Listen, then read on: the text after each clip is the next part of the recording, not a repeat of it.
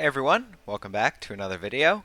My name is Wyatt, and today we'll be doing something a little bit different. We're going to be doing a live stream. So I don't know how this is going to work out, but we're just going to test it and we'll see how it goes.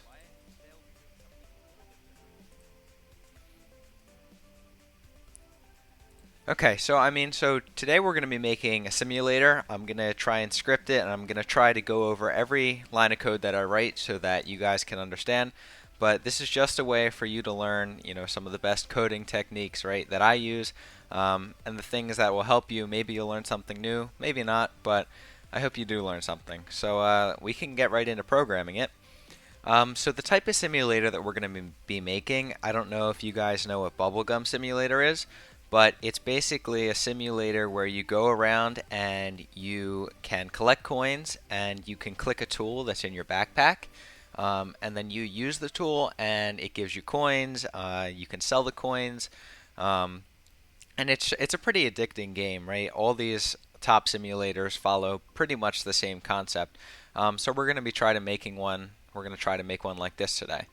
So I think the first thing that we really need to do, let's change this base plate to grass because it's not looking too nice right now.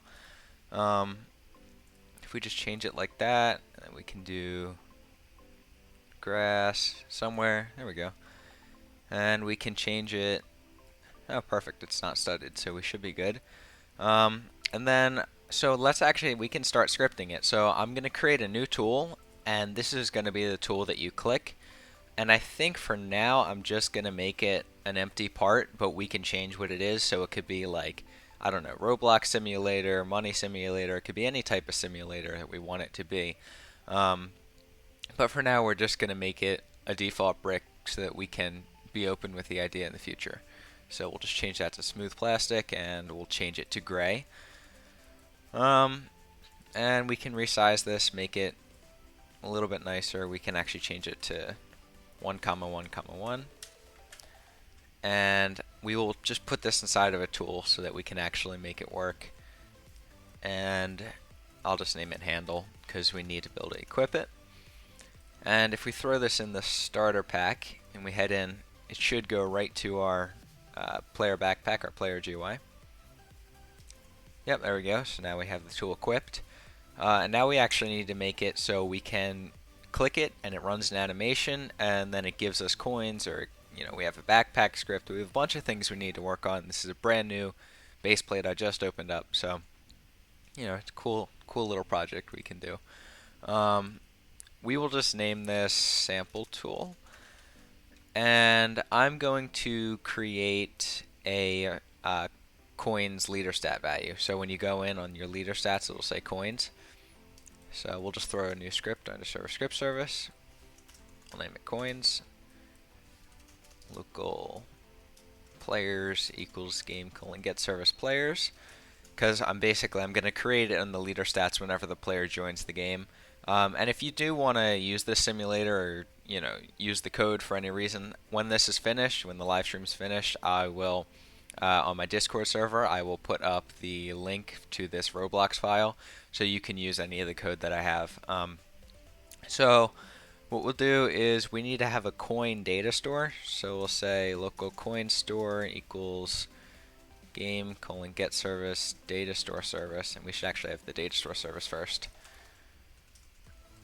And then we'll get the coin store from that. So local coin store equals data store service : get data store coin store. And then we'll just we'll hook into when the players are added. So we'll say players.player added, connect that to a function, grab that player, and then I'll do it when the character is added, just in case they respawn for whatever reason. We still want their, or no, we can do it when the player is added, because the leader stats, if the player resets, the leader stats still stays, so it shouldn't be a problem. So the player's added, and then we'll say local leader stats equals instance.new folder. We'll create that underneath the player. We'll name that leader stats. And let's just make sure that works. We can head in, we can test it. Just see how that comes out. And yeah, if you guys have any questions about what I'm doing right here, or any questions about anything in scripting at all, I'd be happy to answer it on stream. So just say it in the chat and I'll be happy to help out. Let's look at my player. There we go. We have leader stats. So then what we're going to do from here is we're actually going to create the coins value, the int value, underneath of it. So it'll come up like that. And we'll name it coins and all that. And it'll look nice. But we're going to do that through code. You're so lost on everything. You can get the Roblox file when I'm done. I don't have an example of what I'm coding this from. I'm just making it from my head. So I'm going to go through every line as best I can, but I might not do too well. Local coins equals instance.new, and we'll create an int value, and we'll set the parent to leader stats, and we'll say coins.name equals coins. And we'll just name it, and then when we go in, we should get an int value under leader stats so that we can actually display the player's coins. Yep, there we go. And then we just need to be able to save it. So in the video I did where I actually saved, I had the whole coin system with the data stores and the saving. The way I did it is I said whenever the coins were changed, but the only problem with that is if you're doing a simulator type thing and you change the coins so frequently, Roblox actually limits your data stores and how frequently you can save. You can only save a few times a second for each player in the data store. So what we're going to have to do is I'm actually going to save every player in the game. I'm going to save their data at probably every 10 seconds. I'll do it like that just so that we don't overload the data store if somebody spams something and gets a bunch of coins really fast. So we will, well, I guess we first have to load it in. Yeah, if you do 33 times per minute, that would not, that's the maximum? That's the max that they let you do it. Alright. We will get the stored coins, so how much they saved last time, equals, and we'll do it with the user ID. Get async player.user ID. Yeah, just in case they change their name, we have to do it with the user ID. And then we'll just say coins. We'll have to see if stored coins is equal to nil, then stored coins equals 0, coin store equals set async. So if they haven't joined, we'd want to make sure it's actually a number instead of nil, because our whole thing is just going to work with a number for our coins. So we'll set async player.user ID, and then we'll set the new stored coin. So we'll set it to 0 if it's equal to nil. And then from there we can just say coins.value equals stored coins. And we can just test this out to make sure. Yeah, let's just make sure this will load in. If we head right in.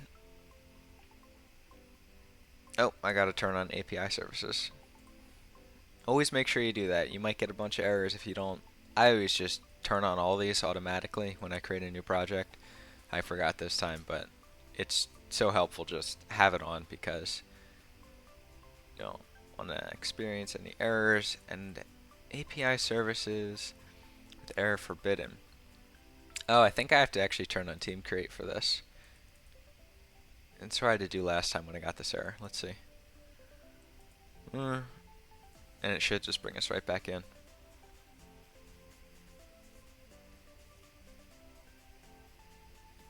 Loading.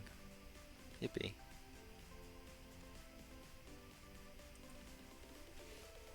Come on.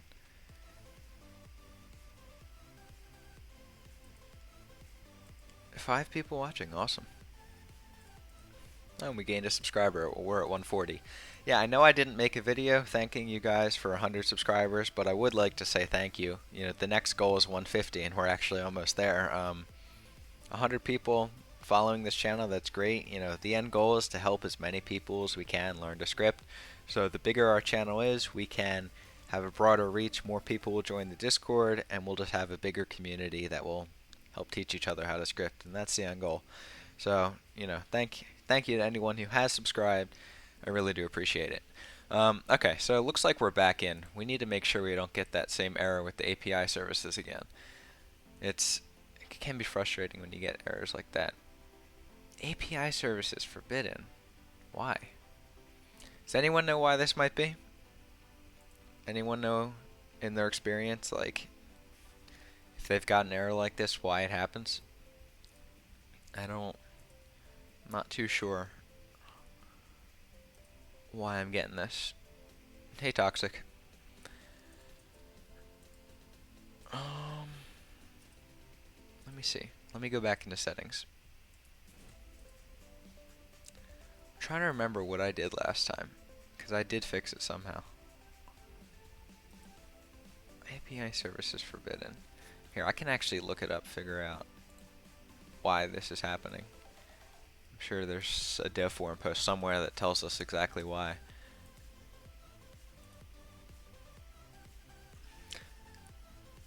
Aren't you supposed to get the coin data instead of player.user_ID? Yeah, well, so the coin data is stored under the player.user_ID. The key is the user ID. Right? Oh wait, here's a post I looked at last time. How did I'm trying to remember, what did I do? It's frustrating. Yeah, I'm 14.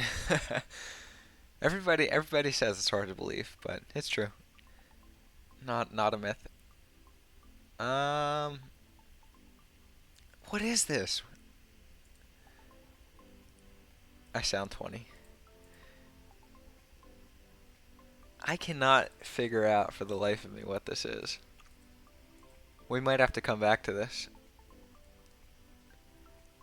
If anybody knows, DM me on Discord too. I'll be looking there. If anybody has any clue why this could be happening. We might just move past it. I'm looking all over the internet, just trying to figure this out. API services rejected request with error. So I turned on everything. However, if you aren't the owner of the place. Huh. Let me try. I'll just try relaunching Studio. Maybe that'll help. Maybe that'll work. Let's see. If we head back in.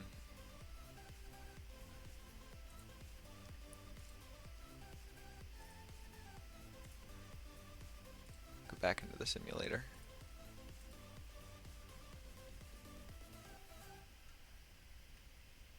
Hey rookie, how are you? How I'm not 21. What game am I scripting? I am scripting a simulator game. I don't know what it's going to be called yet. I'm not 100% sure.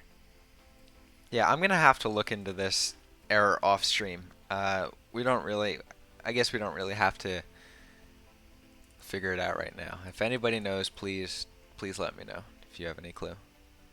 You make simulators all the time. Awesome. Okay, so we have that. I guess what we can do from here is actually, we should do the saving mechanism. I mean, even though it's not going to work right now, I still want to make it. Let's see. So if we say, I guess we can just do a while true actually. While true do, and then we'll just wait. I think we can save every 15 seconds, so every fourth of a minute. And then from there we can just say for each local players equals game.players, and then we want to get all the players, but we don't want to get children just in case somebody throws like an int value in there by accident or something else is in there. We want to get all the players. What did Josh do? Please don't say it's something bad. How do I know how to script off the top of my head? To be honest, it just takes practice. To be 100% honest with you, I think there was probably a good 6 months, right, where I was just getting free models and just changing the values in there. But over time, if you read like the wiki and the dev forum, if you read posts, then you'll get used to it, and it just kind of flows naturally. Like it's almost there's a point where it becomes like speaking English, right? When you're writing a script, it's just like you know what to do. But, you just have to stay dedicated and keep up with it, and then, there will become a point where it becomes very easy for you. It just takes a little bit of time. So for all the players on a player, we want to actually save it. We want to save their value. We want to say coin store set async, and then we want to get the player.user ID, and we should actually say what the player is. So we need to say local player equals player's I, so we get that in the table. And we'll set async player.user ID, and then player dot leader stats dot coins dot value. I have 2 dislikes. Oh, that's a shame. That's okay though. Let's see. You own tapioca? No, I own it. Josh and I own it. Okay, let's see. So that should save it. I mean, once I figure out this stupid studio error, whatever it is, who knows. Whenever I wind up figuring that out, this will work, right? So I guess from here we can actually make something that displays our coins on a UI so that they don't always have to go and look in that top right corner. So we could just create a new screen GUI, and we'll name this main UI. And for the UI in this game, I don't think I'm going to do any round UIs. I don't think I'm going to make anything interesting. It's just going to be like a basic UI, because we can always change that later too if we want to. So we'll create a new text label, and we'll name this coins label. So it'll display however much coins, or however many coins they have. Alright, let's see. We can pull up the properties panel. It's not letting me search. Oh, there we go. We'll scale the text, and then I don't know, some of you might know this, some of you might not. By default, it sizes the text label in pixels on the screen. So if I increase it, you see it's increasing the second number. But if we change the first number, it does it in a % of the screen, so of the screen's width and of the screen's height. So if somebody has a different size monitor or somebody is on a different device than you, it'll still scale and it'll still look right. So it's really important that you do that. You want to help me make the game? I can talk to you about that later. Yeah, we can work on it. We can work on a game. That's fine with me. And I will actually, I'll put this game public later so you can play it if you want. It'll be on copylocked so you can check it out. Okay, so we'll just say coins. Have to do a nice font. We'll do cartoon just to make it all bouncy and fun. We will set, we'll set the background color. The offset, so the offset in size, so you have the scale and the offset. So we'll just look at the X value. So the scale is the percentage, it's basically a percentage of the screen. So that means on the X-axis of this button is only going to take up 0.25 or 25% of the screen's width, right? So you can fit 4 of these inside of the screen. But if you do the offset, it's the amount of pixels that it takes up rather than the scale. Coins, okay. So now we will set the border just to make it a little nicer. Set the background to a blue color. Blue, honestly, for me, blue just looks the best in UIs. It always works out well somehow. Blue and white anyway.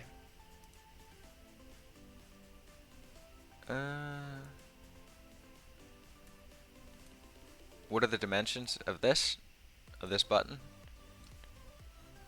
I don't understand what you're talking about. Green and black? Yeah, green and black actually looks pretty cool. We'll just resize this.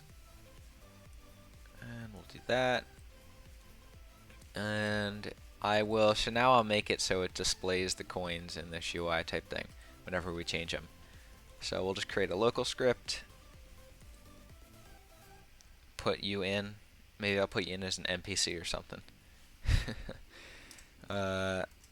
Update coins. Check my Discord DMs. Oh, perfect. Let me take a look right now. Let's see. Because I already have API services enabled, so it's really weird.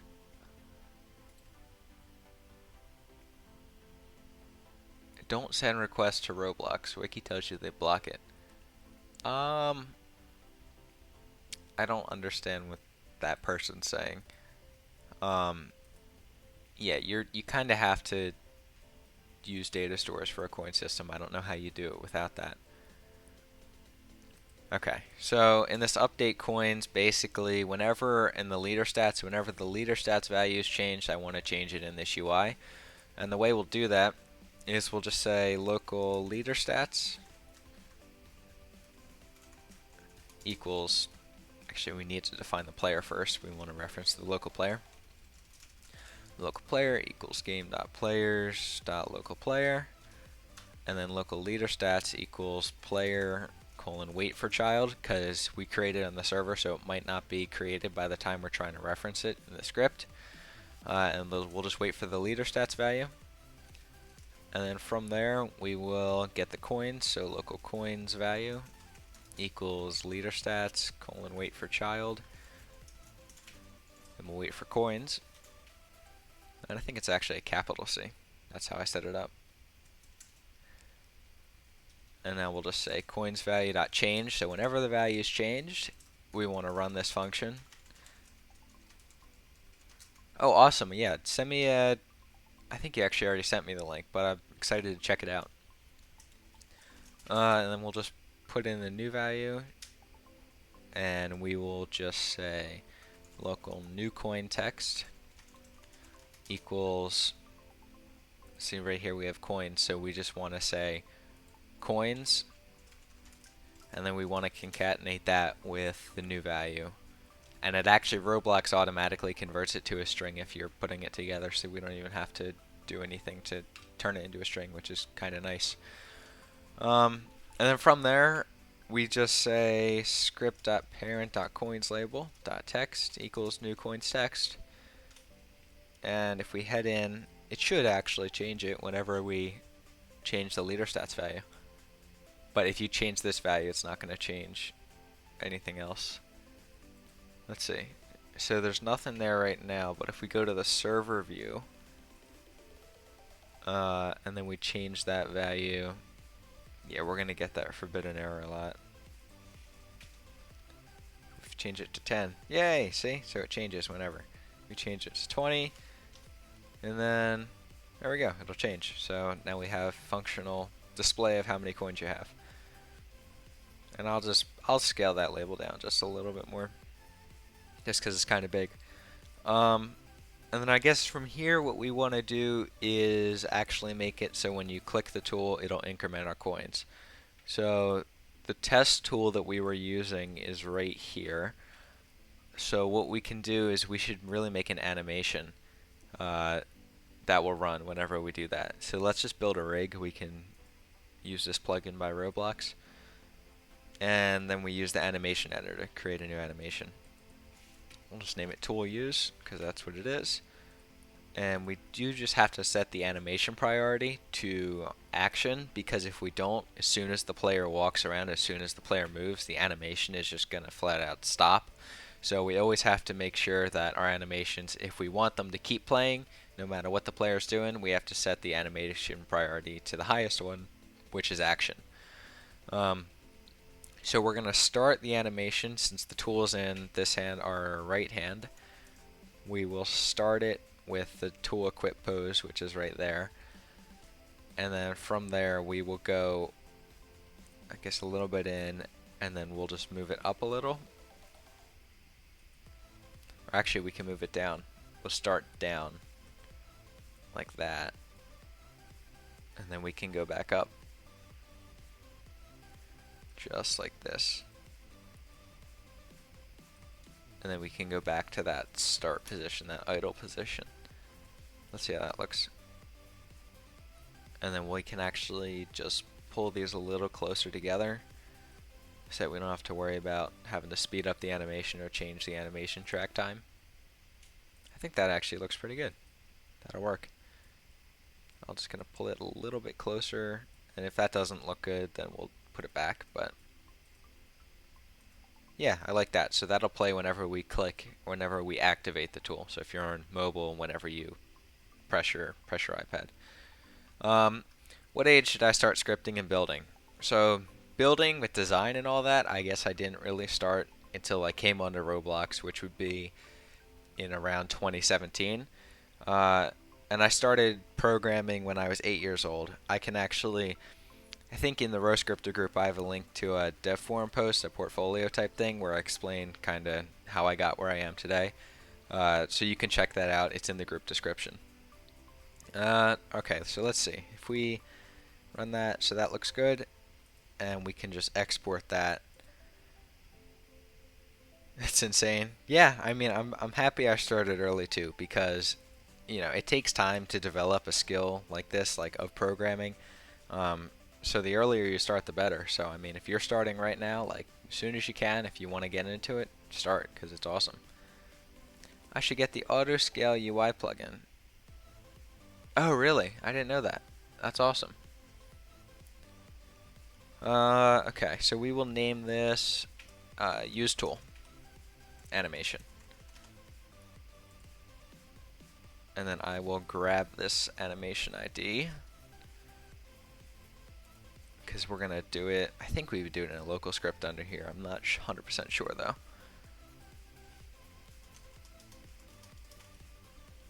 Okay.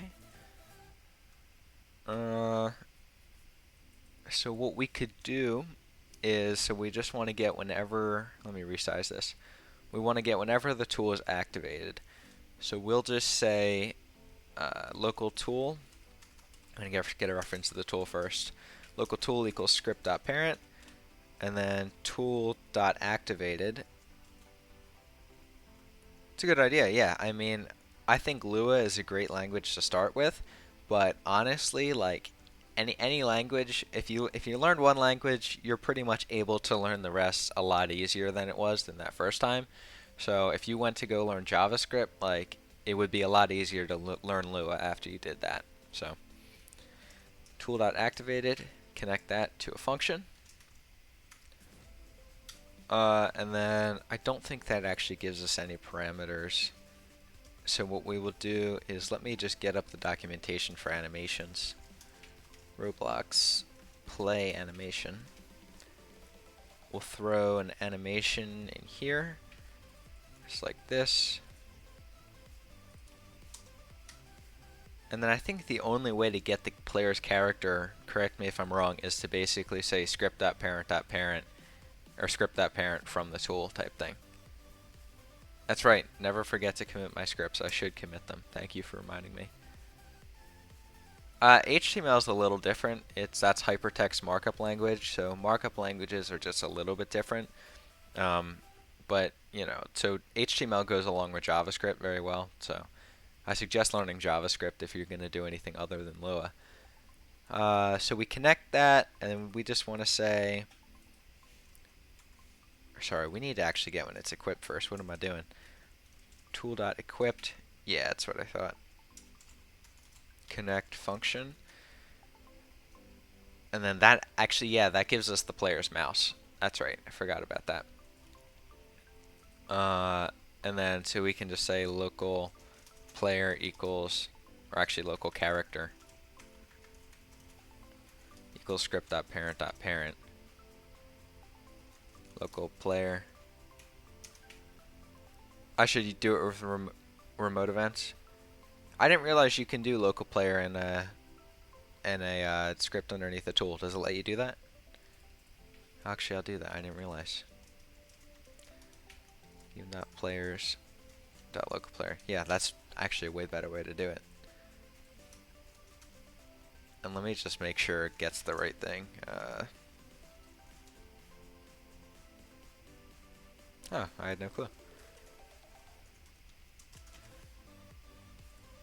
Alright, let's just make sure this gives us the character's name. Or I guess it'd be the player's name too. Yep, there we go. So whenever we activate it, it gives that. So now we can run our animation in here. Local humanoid equals player.character.humanoid. And we could say local animation track equals humanoid :load animation. At least that's how I remember to do it. And then we'll just say script.parent.animation.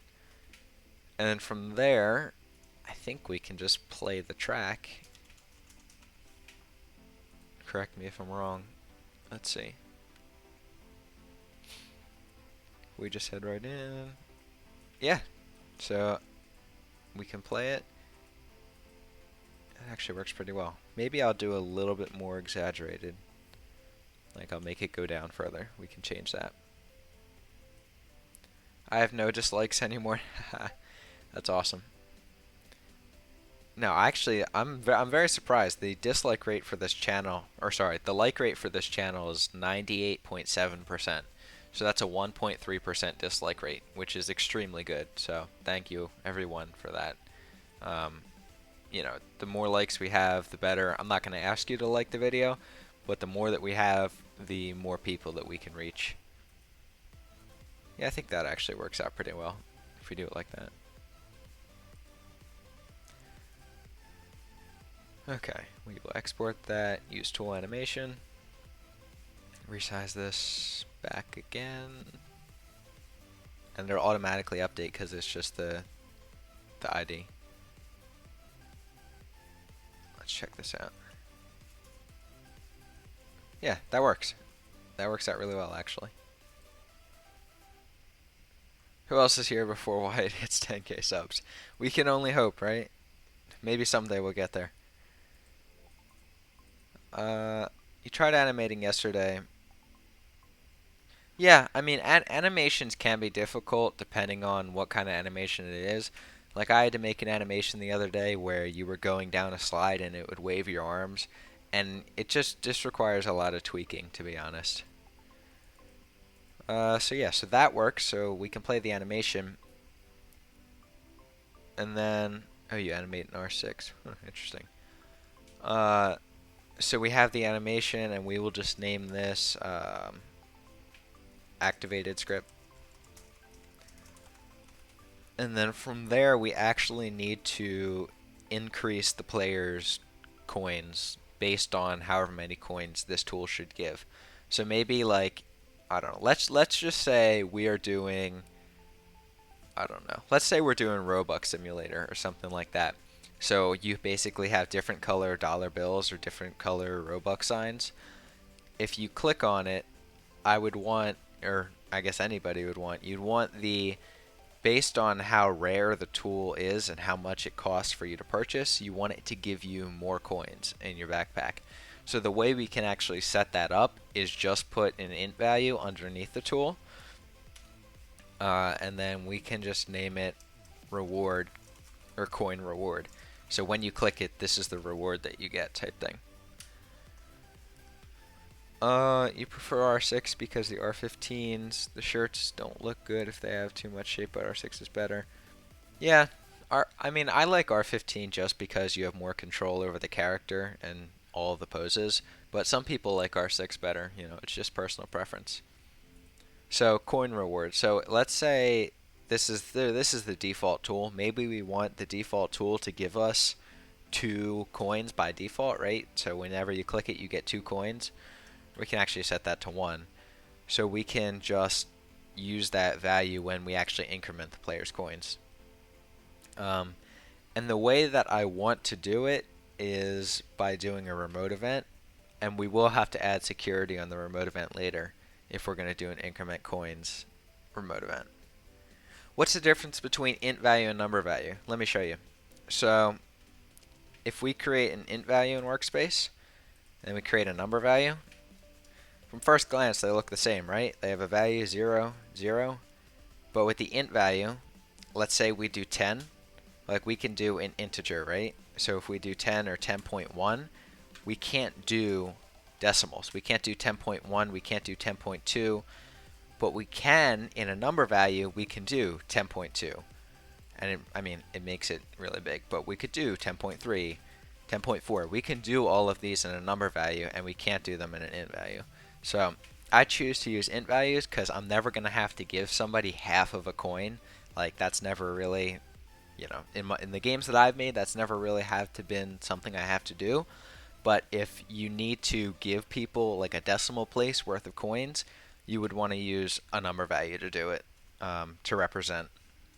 Yep, you just want to use a number value to represent it. Activated script. Okay, so this is our coin reward. We're going to use an int value because of my whole explanation right there.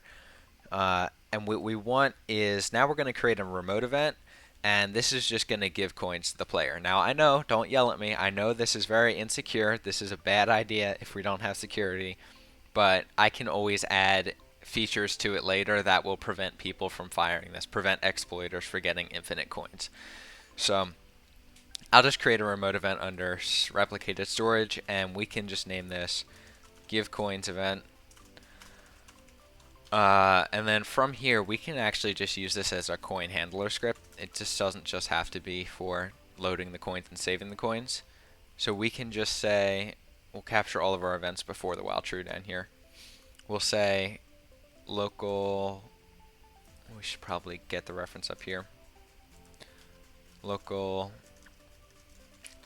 give coins event equals game.replicated storage dot give coins event, and then we'll just say give coins event dot on server event connect function, and then we'll get the player and then the amount to give. So we'll pass in with this remote event.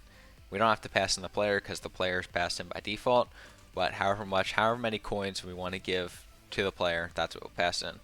And then from there, we'll just say player dot leader stats dot coins dot value equals player dot leader stats dot coins dot value plus amount to give.